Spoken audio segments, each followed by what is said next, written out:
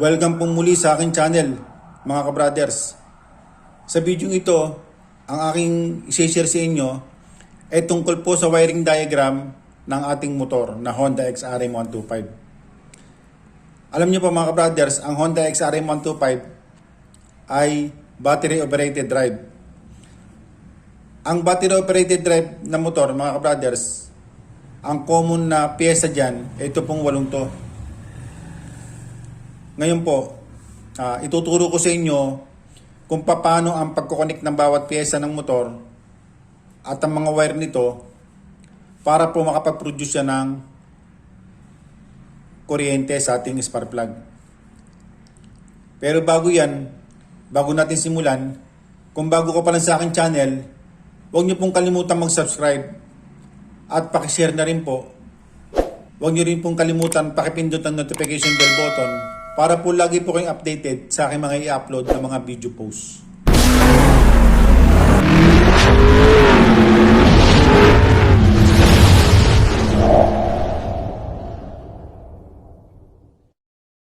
Simulan na po natin.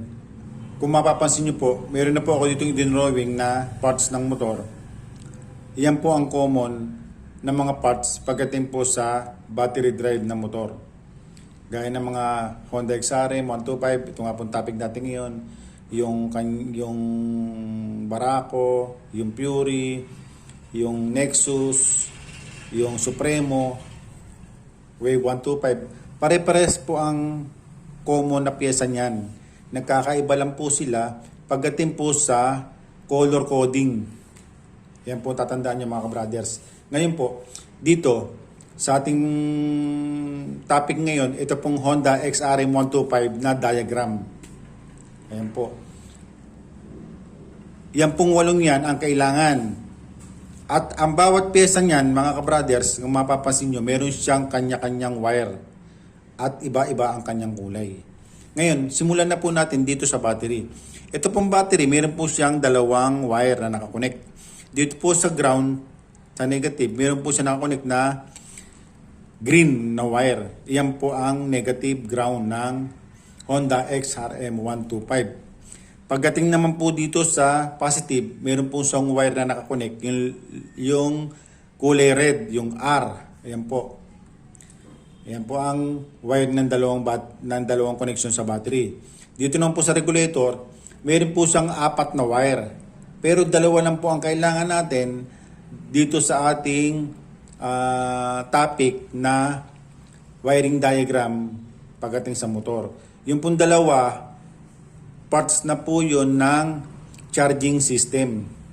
Ito pong dalawa kailangan natin, yung letter R, yung pong red, yung G, yung green. Yan po. Ngayon, yung isa naman po, itong pulser, meron pong isang wire na nakalabas na blue na may stripe na white. Yan mga brothers, blue na may stripe na white.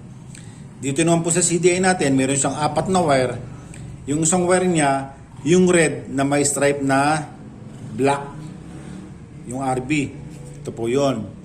Yung po namang isang wire, yung blue na may stripe na yellow. Yan po, yun po ang abbreviation niya. Yung isa naman pong wire, yung black na may stripe na yellow. BY. Ito po yun. At yung isa namang wire, yung green wire. Iyan po ang negative wire ng Honda XRM 125. Dito naman po sa ignition coil, meron po siyang isang wire na dapat na nakakonek. Ito po yung black na may stripe na yellow. Ayan po. Ngayon po, dito naman sa kabila, itong ignition switch, meron siyang dalawang wire. Itong isang wire, kulay red, yung letter R. Yung isa namang wire, yung R na may stripe na RB, sabihin nun, red na may stripe na black. Yan po ang mga wire ng bawat parts ng motor ng Honda XRM 125. Ngayon, sisimulan na po natin i-connect ang bawat isa. Dito sa battery, mga kabrothers, itong kanyang ground, automatic po siya naka-body ground. Lahat po ng motor, ang battery, automatic po siya naka-body ground yung kanyang negative. Bukod pa po doon, meron pa po siyang isang wire na tumatakbo na dumadaan po sa wire. Saan pupunta yun mga kabrothers? Itong negative ground ng battery, nakakonect po siya dito po sa regulator. Yan, dumaan po sa wire yan. Kukonect natin yan.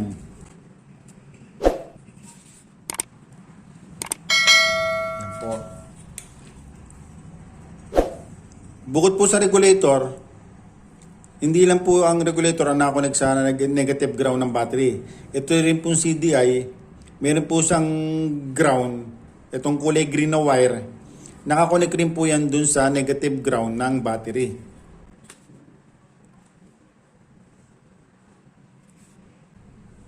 Yan po. Itong CDI, yung kanyang ground, yung green, nakakonect po siya sa kulay green na negative ground ng battery at yung pong regulator. Ganon din po itong ating ignition coil. Nakakonect din po yan sa green ng ating negative ground ng battery.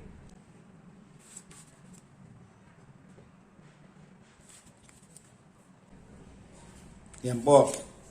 Ngayon, dito naman po sa battery, mayroon sa positive niya, yung kulay red. Bago siya tumakbo, dadaan mo muna siya sa fuse. Ayan. Yung fuse niya, mga brothers, paglabas niya, tatakbo po siya ng regulator. Kulay red. Red po yung nasa positive ng battery, red din po yung tatakbuhan niya dito sa regulator.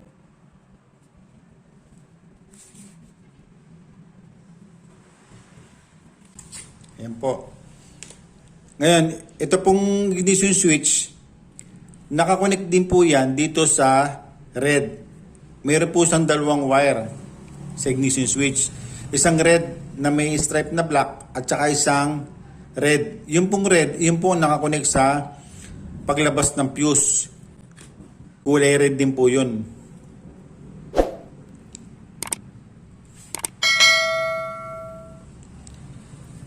Yan po. Pagdating naman po dito sa ignition switch, yung pong kanyang accessories wire, tatakbo po siya ng CDI unit, yung red na may stripe na black. Magkakonect po yun, CDI at saka po yung ignition switch. Dahil yung CDI, kukuha siya ng power dito po sa ignition switch na positive. Ayan. Iko-connect po natin yan.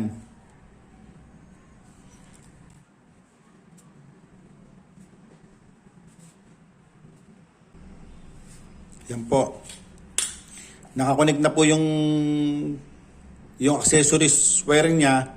Paglabas niya ng ignition switch, tatakbo po siya ng CDI. Yan po mga ka-brothers. Ngayon, ito na pong pulser natin. Nakakonect po siya dito po sa CDI. Yan. Yung blue niya na may stripe na white, tatakbo po siya ng CDI. Yan po. Yung blue na may stripe na white, pagdating po dito sa CDI niya, magbabago po siya ng kulay.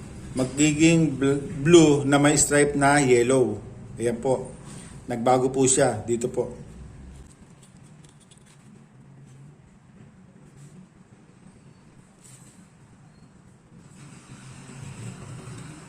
Yan. Ngayon, meron na po tayong natitirang isang wire dito po sa CDI unit ng XRM125. Ito pong black na may stripe na yellow. Ito po ang connection ng ignition coil. Kaya magkakonek po yung ignition coil at saka ito pong CDI, yung kanyang black na may stripe na yellow.